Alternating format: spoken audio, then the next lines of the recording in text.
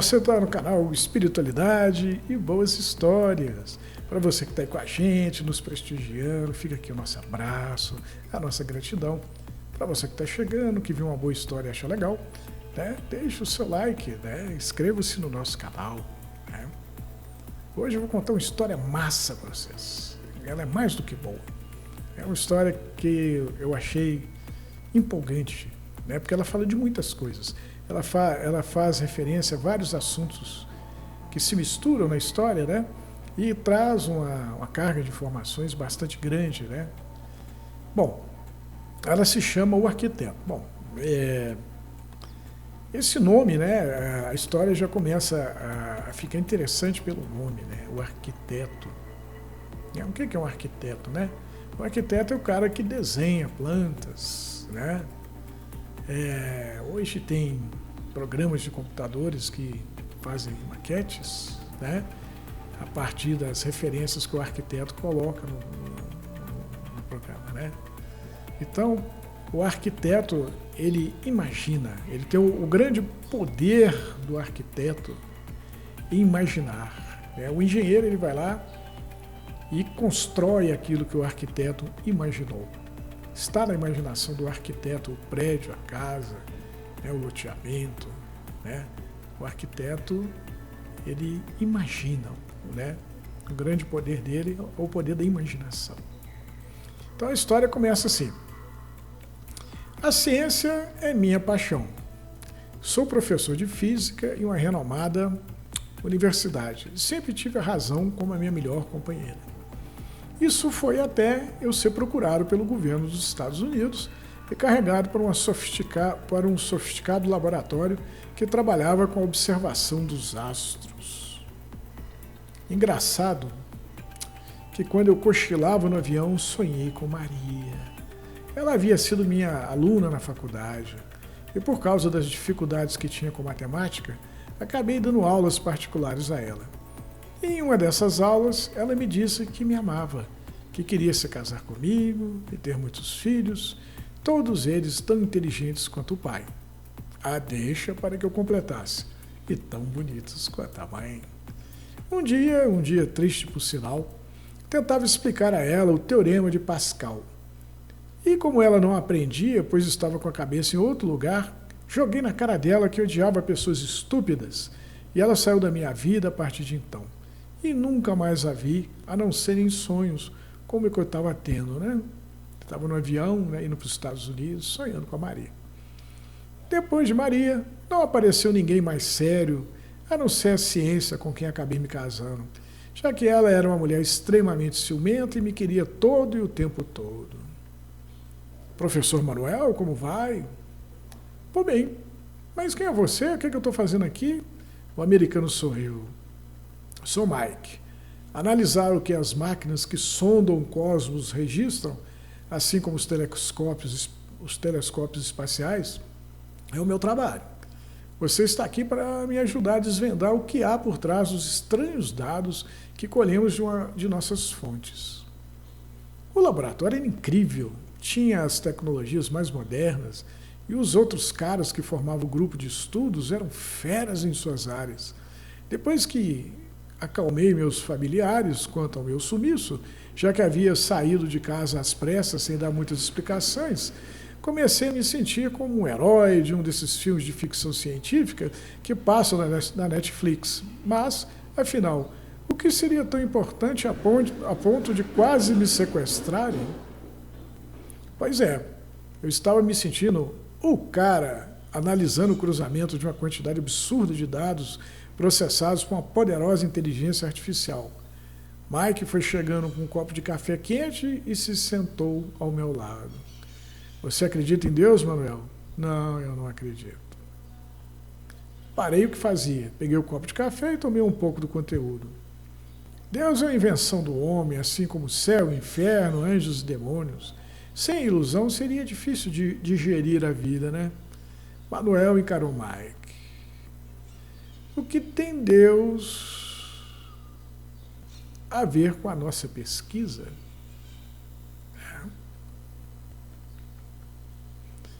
Não vai me dizer que é possível que os dados analisados nos levem à conclusão que Deus existe. Mike levou as duas mãos ao rosto, tapando a boca e o queixo. Tapando a boca e o queixo. Se vocês confirmarem o que achamos que os dados estão dizendo, talvez nós precisemos dele. Dele? De Deus. Bom, o padre João, mudando de assunto, né? Era um bom homem, porém como padre não era grande coisa. Talvez lhe faltasse a verdadeira fé, aquela que empolga e remove montanhas, de que falou Cristo. O certo é que o padre veio trabalhar numa instituição que cuidava de crianças autistas. Para quem não sabe, o transtorno do espectro autista, o TEA, é um distúrbio do neurodesenvolvimento, né? Ou seja, do desenvolvimento do sistema nervoso, caracterizado por um desenvolvimento atípico.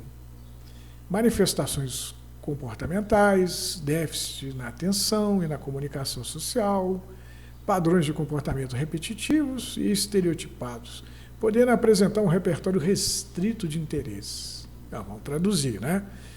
Pessoas com autismo tendem a manter pouco contato visual ao conversar. Então elas ficam desviando os olhos. E ter dificuldades para interagir ou compreender, né? Gestos, né? Elas não compreendem os gestos. Além disso, podem se interessar excessivamente por temas específicos ou apresentar dificuldades para se adaptar a mudanças na rotina. Porque o autismo, a gente percebe que o autista ele é muito focado, né? Ele para naquilo ali e fica. Às vezes é difícil tirar o autista daquele mundo dele, né? Uma vez eu vi um filme super interessante, não me lembro o nome agora, que falava da luta de um casal para poder tirar o menino autista daquele mundo em que o menino estava inserido, né? O mundo dele, particular dele. E o casal tanto fez que conseguiu tirar o menino do seu mundo e conseguiu fazer com que o menino se adaptasse ao mundo ao redor dele, né? Muito interessante. Bom, o lugar estava cheio de crianças, algumas quietas demais, outras barulhentas, né? O barulhento é que quando o autista ele é perturbado, ele costuma fazer barulho, né? Ele se incomoda. Havia uma criança lá, chamada Ana, que só conseguia se expressar fazendo figuras de massa, como triângulos, círculos e quadrados. Padre João um dia entrou na sala de recreação e correram para mostrar para ele um trabalho que Ana havia feito baseado na observação de uma cadeira. Ele olhou para o objeto, seja lá o que fosse aquilo, e como João não chegava a uma conclusão sobre o que dizer a respeito dele, Ana foi ficando nervosa até que o atirou em cima do padre. Quer dizer, poxa, né, padre? Me ajuda aí, né? Menino autista, né? Fez um negócio lá, queria a atenção dele, e ele fica fazendo hora com a cara dela, não dá, né? Bom, dentro da instituição havia uma igreja, e lá estava o padre no confessionário esperando pelos pecadores da paróquia, quando aquele homem apareceu. Aí, no caso, o padre é o padre João. O que posso fazer por você, meu filho? Era a zilionésima vez que ele vinha se confessar, mas nunca dizia nada. Apenas ficava ali parado enquanto João tentava animá-lo a falar. Até que fazia o sinal da cruz, agradeceu o padre e ia embora. Ah, padre, eu sou descendente de Blaise Pascal, um famoso matemático francês que viveu no século XVII. Talvez o senhor conheça o triângulo de Pascal, um triângulo aritmético infinito de forma organizada por coeficientes binominais, dividido em linhas e colunas. O padre deve ter olhado assim, né? Pô, legal, né? O que será isso, né? Como o João não disse que conhecia ou desconhecia o triângulo de Pascal, quer dizer, o João ainda estava pensando, né? A morte da lebre, né? Falou que seria isso. O penitente, então, tentou de novo.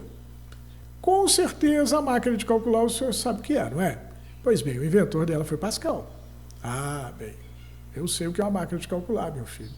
Satisfeito com a resposta do padre, o penitente foi em frente. Também sou cientista, padre, e tenho dedicado minha vida a resolver um problema de matemática que recebi de herança de Pascal. Geração após geração, sempre alguém da minha família, a cada nova geração depois da de Pascal, se dedicou a tentar resolver o problema, até que chegou a minha vez. Por causa da minha busca, comecei a tentar resolver o problema de Pascal, tentando soluções ainda não pensadas por aqueles que tentaram resolvê-lo. E essa busca me levou a me tornar o que sou hoje, um prestigiado cientista. João coçou a cabeça, né? Imaginando que talvez o matemático, depois de esgotar todas as possibilidades possíveis, usar toda a tecnologia disponível, depois de fazer a inteligência artificial voltada para a solução de problemas de matemática e entregar os pontos, chegou à conclusão que precisava da ajuda de Deus para resolver o problema. Por isso ele estava ali, né? Fale, meu filho, o que está te atormentando? Se for a falta de uma solução para o problema de matemática que herdou, não se preocupe, pois está escrito que tudo o que está escondido será revelado. Epa. Marcos capítulo 4, versículo 22. O que você disse, meu filho? Porque nada há de encoberto que não haja de ser manifesto, e nada se faz para ficar oculto, mas para ser descoberto. Uai, então você conhece a verdade? A verdade, padre, é que conta a história da minha família, que por se sentir vaidoso do conhecimento que tinha, Pascal foi tentado pelo diabo, que deu a ele o problema que estou tentando resolver. Boa história, né? A herança do cara é uma herança maldita, né? Frustrado por não achar a solução, Pascal abraçou a religião, porque ele havia reconhecido o pecado da vaidade e queria salvar sua alma. João levou a mão ao queixo. Ele se tornou um religioso? Bom, padre, ele passou a seguir o jansenismo, uma doutrina religiosa inspirada nas ideias do bispo de Ibris, na Bélgica, um cara chamado Cornélio Otto Jansenius. O jansenismo prega que o homem só se salvará pela graça de Deus e que tudo que o homem faz de bom é motivado pela graça divina. E quem não tem graça está condenado a passar a existência cometendo um pecado atrás do outro. Poxa, meus filhos, parece com as ideias protestantes. Também acho, padre. E Pascal achou a salvação? Bom, segundo a lenda sobre o encontro de Pascal com o diabo, o demo voltou a atormentá-lo, mesmo depois de Pascal ter deixado a vaidade e adotado uma forte moral para a sua vida. E o que o diabo queria com ele? O diabo disse a Pascal que ele iria morrer e depois renascer e morrer outra vez, renascer e morrer mais outra vez, e tantas vezes quanto fossem necessárias, até que ele achasse a solução para o problema. Né? Acha que o espírito que habita em você é o mesmo espírito que animou Pascal? Ora, padre, isso seria reencarnação. E eu sou católico, e os católicos não acreditam em reencarnação. A história do penitente era boa, porém ele ainda não havia dito porque ele estava se confessando qual era o pecado que o levara a procurar o perdão de Deus. Vamos, meu filho, me diga o que quer. O cientista parecia consternado. Desde que me tornei amante da ciência, padre, passei a desacreditar nas coisas da fé. E o que fez você mudar de ideia? Foi um longo minuto de espera até que o penitente respondesse a pergunta. Eu estava vivendo a minha vida, padre, pagando as contas, cuidando da minha família, quando fui chamado pelos americanos para analisar dados colhidos no espaço pelas sondas que andam por aí. E depois de algum trabalho, descobrimos que os dados carregavam o problema de Pascal. Isso é incrível, meu filho. É assim, padre, eu fiquei extasiado com a ideia de que não havia sido o diabo quem entregara o problema para o matemático francês, mas um extraterrestre. Eu ainda não estou entendendo, meu filho, aonde você quer chegar? Novo, silencioso minuto se fez antes da resposta do cientista. Descobrimos também que tem algo grande a caminho daqui. E a passagem, seja lá do que for, que está enviando os dados, pode provocar ondas gravitacionais capazes de virar o nosso planeta ao avesso. Meu Deus! O penitente voltou a levar as mãos ao rosto. Acredito que o problema é como o problema do Pascal, né? é como um sinal emitido por um navio. Um aviso que o navio está passando e que a solução do problema pode mudar o rumo do navio. Ela seria como se disséssemos a ele que estamos aqui, que somos uma civilização capaz de resolver o problema que nos deram para resolver e por isso merecemos sobreviver. João estava aturdido. O que você quer? Que Deus ajude você a descobrir a solução do problema e salvar o mundo? Ah, padre, eu não sou capaz de descobrir a solução.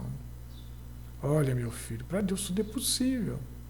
É o que eu quero crer, padre. Que diabo está acontecendo aqui, pelo amor de Deus? Dessa vez a pausa foi curta.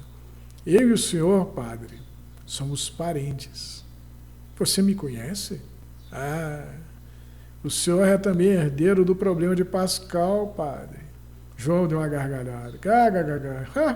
Eu não sei fazer as 4 operações direito, quanto mais achar a solução para um problema que um super matemático não deu conta de achar. Matemáticos do mundo inteiro, padre, estão estudando o problema atrás de uma solução. Lançamos um desafio na rede oferecendo uma pequena fortuna para quem conseguir uma resposta para ele. Bom, sendo assim, meu filho, tudo que podia ser feito, foi feito. O senhor pode salvar o mundo, padre. Ah, sai dessa, meu filho, eu não dou conta nem de mim mesmo, quanto mais de uma tarefa desse tamanho. Talvez o espírito de Pascal anime o seu corpo, padre.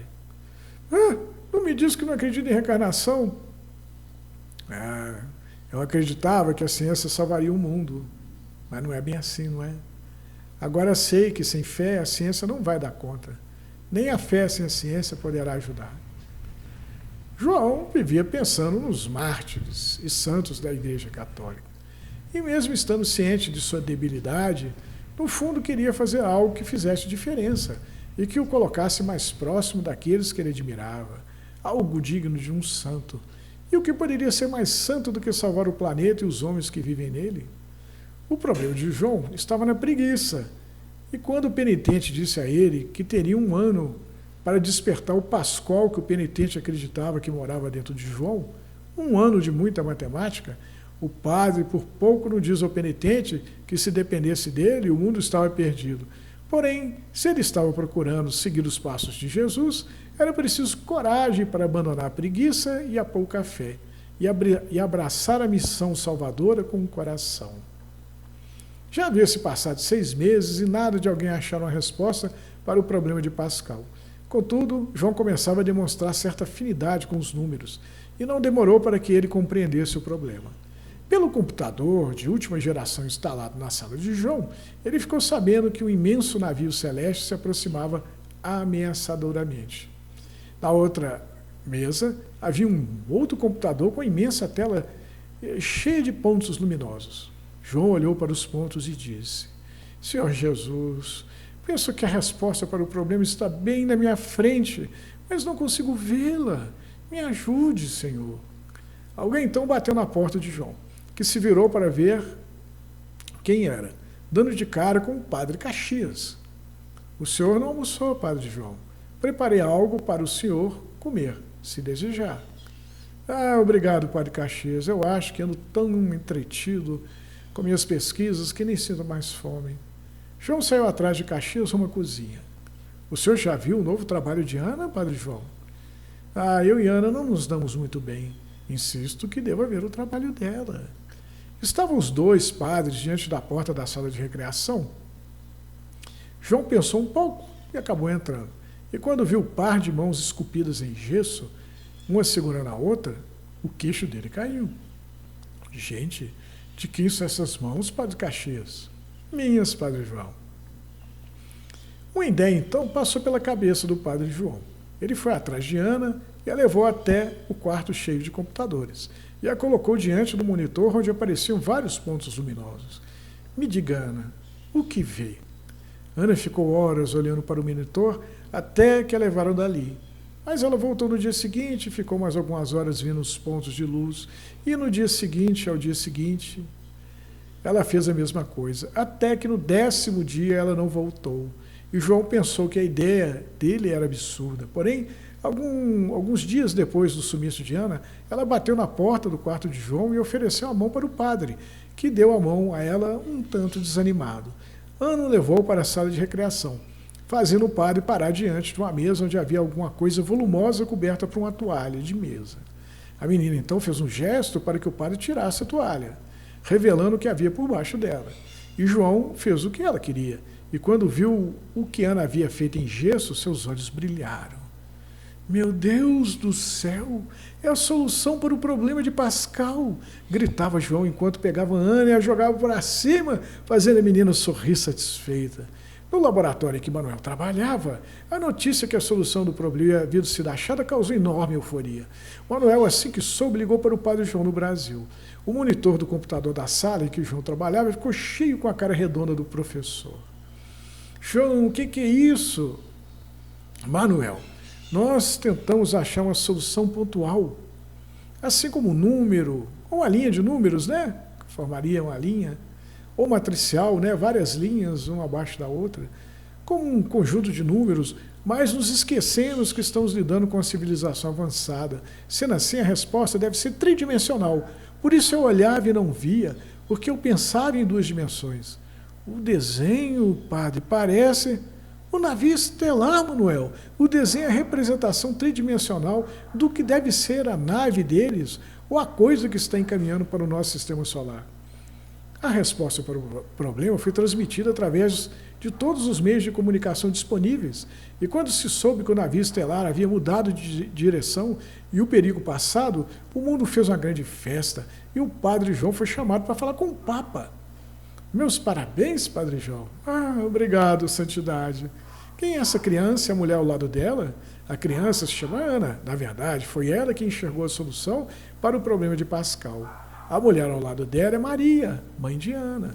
Enquanto o Papa acariciava os cabelos de Ana, Manuel se aproximou de Maria.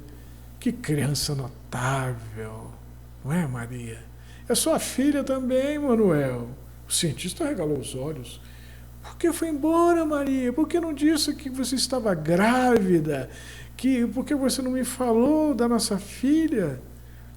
Olhe para sua filha. Se soubesse que ela era do jeito que é, teria humilhado ela, assim como fez comigo, porque eu sei que não gosta de pessoas estúpidas. O olhar de Manuel denunciava a emoção que havia tomado seu coração. Como pode minha filha ser estúpida, Maria, se ela salvou o mundo? Para dizer a verdade, eu acredito que o espírito de Pascal habita o corpo dela.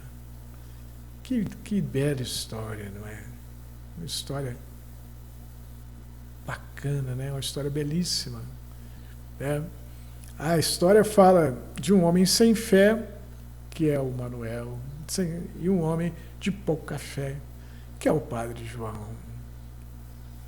E fala de uma mulher de muita fé, que é a Maria, que cria sua filha autista, né, sozinha. Né?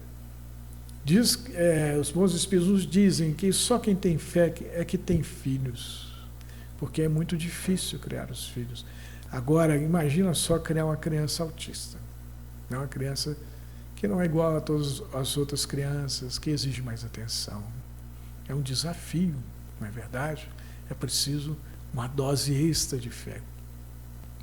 E a história, né, ela mostra que o professor Manuel, ele se dizia apaixonado pela ciência, mas era um solteiro, né, ele havia tido um affaire, um namoro com a Maria, que acabou engravidando ela, e a Maria, quando viu que ele era um cara extremamente egoísta, né, que não tolerava pessoas que não fossem capazes de entender um pouco de matemática, né?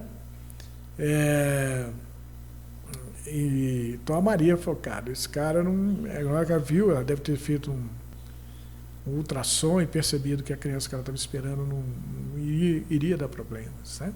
Então ela falou, não, o Manuel vai acabar com essa criança, coitada. Então ela resolveu sair da vida dele, deixar ele com a sua suprema inteligência, né, seus conhecimentos incríveis, né?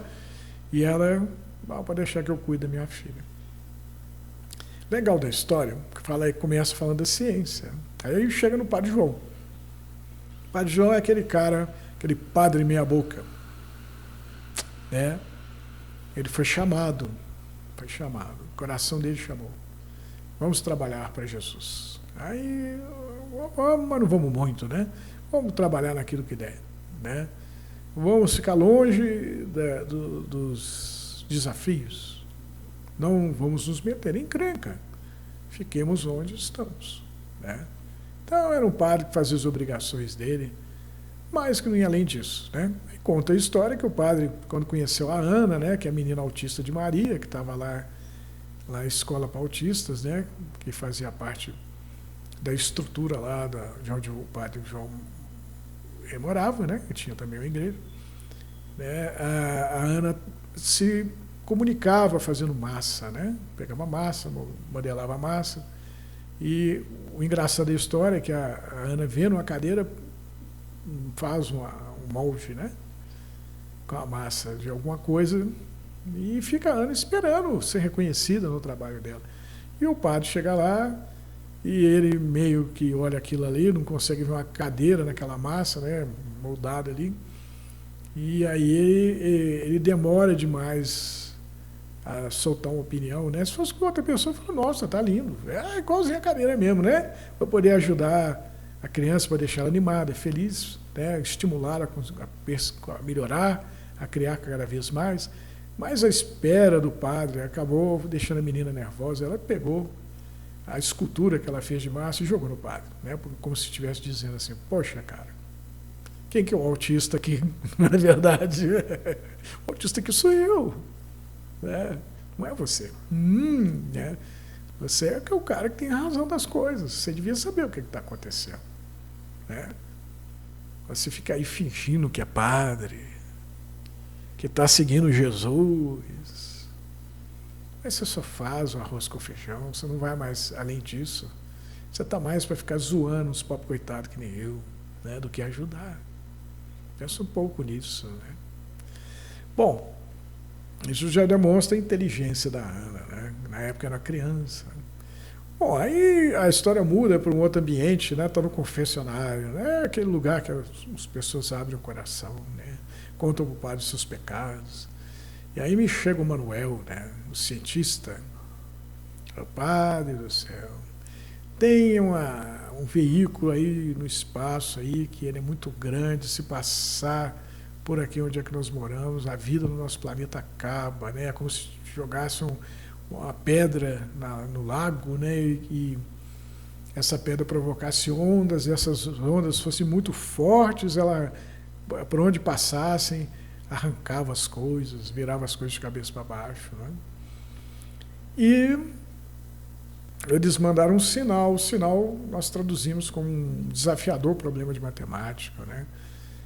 Um problema que eu, por uma incrível coincidência da vida, né, eu herdei esse problema de Pascal, que é um camarada que viveu lá no século XVII, né? E diz a história da minha família, que foi o diabo quem desafiou Pascal. Eu descobri a solução para o problema, porque Pascal era muito vaidoso. Então o diabo quis quis humilhá-lo, né? Fazer com que Pascal chegasse à conclusão que ele não sabia era nada. E Pascal tanto sentiu assim que ele largou a ciência e foi virar religioso, e foi atrás dos ensinamentos de um bispo lá da Bélgica, né? E passou a ter uma forte moral na vida dele, né? Mas mesmo assim o diabo voltou. Na hora que Pascal estava rezando, pedindo perdão pelos pecados dele, e falou assim, olha, você há de voltar à vida inúmeras vezes até achar a solução do problema, né? Aí o Manuel falou, olha, eu hoje sei que se esse problema foi revelado pelo Pascal e hoje tem uma nave ou um veículo, ou seja lá o que for no espaço, ameaçando a existência da humanidade, e essa nave sinaliza com o problema, então esse problema era do conhecimento, já havia sido transmitido, né, há muitos séculos aqui para a gente, né? De alguma forma, essa nave já vinha caminhando pelo espaço há muito tempo, ela sabia que ia passar por aqui, então ela, de alguma forma, ela enviou, né, esse sinal que foi recebido pelo Pascal, né? Então é um sinal inteligente, porque ele procurou uma pessoa capaz de resolver o problema. E outra, né? O sinal ele veio numa forma, em forma do demônio, né? Que desafiava também o lado emocional do Pascoal, né? É uma mensagem que bagunçou o emocional do Pascoal de tal forma que ele passou adiante, né, o problema, porque ele não conseguiu resolver naquela encarnação, né? E ele vem reencarnando vários e vários, desde daquela época, né? Era 1600 e pouco, né? Nós já estamos em 2000, então foram 4 séculos, né, de encarnações, e tentando resolver sempre o problema, e sem conseguir, até que chegou no Manuel, né? Só que o Manuel também não conseguiu resolver. E o Manuel, procurando na genealogia dele, da família, procurando os parentes, ele descobriu que o Padre João era parente dele. Aí ele falou, cara, tem tudo a ver, né? O Pascoal era terminou sendo religioso, começou sendo cientista, terminou sendo religioso. Quer dizer, nada mais natural dele que ele começar agora sendo religioso e terminar virando cientista. E aí o Manuel teve a ideia, né? Eu vou despertar o Pascoal que tem dentro do João. Aí o João, naquela preguiça, vamos lá, João, me ajuda aí. Eu vou te ensinar a matemática que você precisa para ter base para enfrentar o problema e achar a solução. Aí o João resolveu, né? Não, vou encarar. E depois de 6 meses, ele já tinha um conhecimento legal, né? Ele começou a entender o problema e começou a tentar resolver. E a sala dele está lá cheia de computadores e tem tá lá um monitor cheio de pontos de luz. E foi uma hora lá, um padre Caxias chega para o João, o senhor quer almoçar não? O João, vou almoçar. Não estou nem comendo direito, não estou dormindo direito, o tempo está acabando. Eles estão passando pela sala de recreação, o padre Caxias, a Ana fez um trabalho bacana, você não quer dar uma olhada? Aí não dá muito bem não, né? Mas o padre Caxias insistiu. E na hora que eles entraram, eles viram, o padre João viu 2 mãos feitas de gesso. E ele caiu o queixo. Falou, nossa, mas que escultura maravilhosa. De quem são essas mãos, o padre Caxias? Minhas, né? A Ana usou minhas mãos como modelo. Estão perfeitas. Olha que coisa maravilhosa. Aí o padre João se tocou, não, pegou a Ana, carregou ela lá para frente do computador e botou ela para ficar olhando os pontinhos de luz. E a Ana ficou, né? Foram 10 dias, né? Analisando aqueles pontos. Aí ela sumiu. Aí o padre, a minha ideia de usar a Ana para achar a solução do problema não foi feliz, né? Ela olhou, acabou não resolvendo nada. Mas a Ana voltou. E quando ela voltou, ela chamou o padre lá para a sala de recreação e chegaram lá. Tinha uma escultura lá que a Ana fez. E aí o padre olhou e falou, cara, é a resposta para o problema. Aí o padre percebeu que eles estavam tentando achar respostas pontuais, tipo um número, ou linhas, né? Vários números, ou matrizes, né? Várias linhas de números, uma debaixo da outra, uma do lado da outra. E que a solução era tridimensional. Ela exigia a construção de um modelo em 3 dimensões. Né, tipo caixa, bola, né, uma mesa. Aí ela viu, a Ana, ele pegou aqueles pontos que ela viu, ligou aqueles pontos todos, usando a imaginação dela, né, milhares de pontos. Só Deus sabe como é que ela juntou aqueles pontos todos na forma exata, e ela construiu aquela estrutura e resolveu, e aquela estrutura era a solução para o problema. Eles enviaram essa solução para o navio estelar, né, que eles chamam, e o navio mudou de rumo. Quer dizer, eles aceitaram a solução, reconheceram que quem estava enviando aquela solução era uma civilização evoluída e merecia, né, permanecer intacta, né, e que ela queria que eles mudassem de rumo, né, que provavelmente o navio poderia ocasionar a extinção daquela civilização. Então, a Ana salvou o mundo, né? Aí termina a história, um papa chama lá o padre João, né? O padre João deixou a preguiça, se entregou ao trabalho de salvação da humanidade através da ciência, mostrando que ciência e religião têm que andar junto, né? Tem um momento da história interessante que o Manuel fala, né, ele é um cientista, fala, olha, eu achava que a ciência ia dar a solução para tudo. Hoje eu vejo que não tem jeito. Tem que haver fé. Do mesmo jeito que eu acho que a fé precisa da religião. Eu acredito isso, naquilo outro. Vem a ciência e prova. Aí a sua crença passa a ser uma crença válida. Né? E às vezes, no caso do problema, né, tem uma coisa extraterrestre lá, a gente não consegue solução pela nossa ciência, nós ainda somos fracos, mas a fé mostrou o caminho. Né? A fé, os elementos da fé, né, o diabo que aparece para Pascal, né?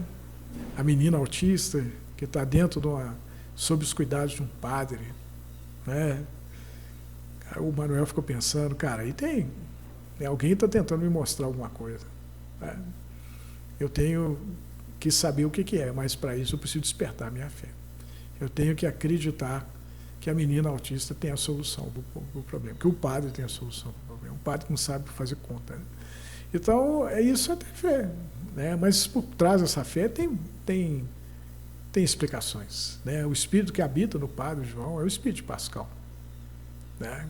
Que está lá com medo da punição eterna e que é obrigado a voltar, dar os braços para a ciência para poder salvar o mundo.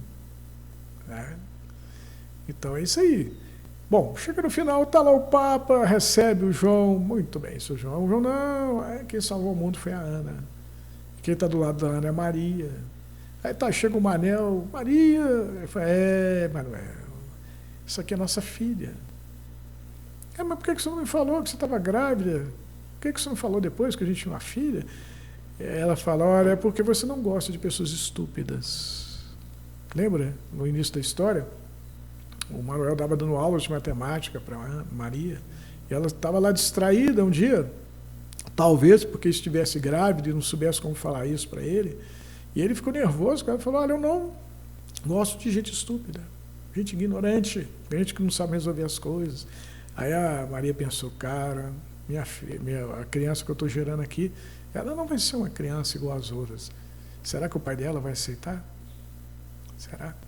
Ele vai ignorá-la, vai maltratá-la. É do mesmo jeito que ele me maltratou aqui. Bom, mas chega lá diante do Papa, o Manuel se emociona quando a Maria diz isso para ele e fala, ora, como pode ser estúpida a criança que salvou o mundo?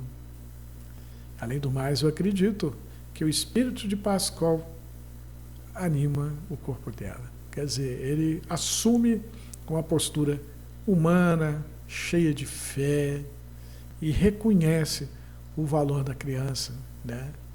Então, é uma história maravilhosa, porque ela mostra que a salvação, evidentemente, passou pela ciência, passou pela fé, e passou por uma circunstância impensável, que ela veio através das observações feitas por uma criança com problemas, tipo um autista. Né? E o padre deu uma sacada genial, cara, por que essa criança está aqui, do meu lado? Por que ela está me mostrando as coisas que ela faz? Por quê? Será à toa? É o mundo em perigo, o padre lá louco, vendo aquele monte de pontinho na tela, sem saber o que faz com aquilo. Foi, eu não sei o que tem aqui por trás disso, mas talvez a criança tenha uma inteligência adequada para fazer essa análise. Bota a menina aí na frente, a menina acha a solução. Ela constrói uma maquete da nave que está atravessando o cosmos e ameaçando a Terra. E é na hora que essa maquete, esse desenho dessa nave, né? Solução do problema informado lá para os tripulantes dela, a nave sai do rumo dela e a Terra se livra de sofrer os reveses, né? da entrada na nave no sistema solar, né? O que provocaria ondas que poderiam destruir o mundo, extinguir a nossa raça. Né? Então, é uma história tremendamente delicada, né? Que faz a nossa salvação depender de coisas assim que tem muito a ver com a fé, né? E mostra que a ciência está a serviço da fé e a fé é a serviço da ciência também. São irmãs, uma deveria apoiar o outro, né? Isso é muito legal. É um texto incrível que dá boas reflexões, né? Fala do egoísmo, né, do Manuel, do arrependimento dele. No início o Manuel era ateu, mas não acredita em nada. Ele fala lá para o Mike, né, o americano, não acredita em Deus.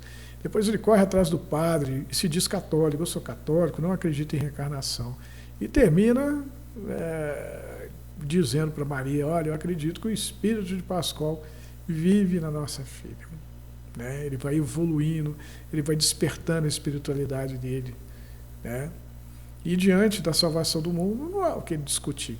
Né? Foi a espiritualidade que levou à solução do problema. Não foi a razão dele, não foi a ciência.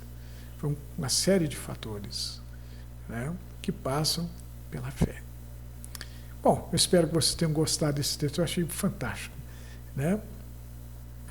Vocês fiquem com Deus e até a próxima boa história.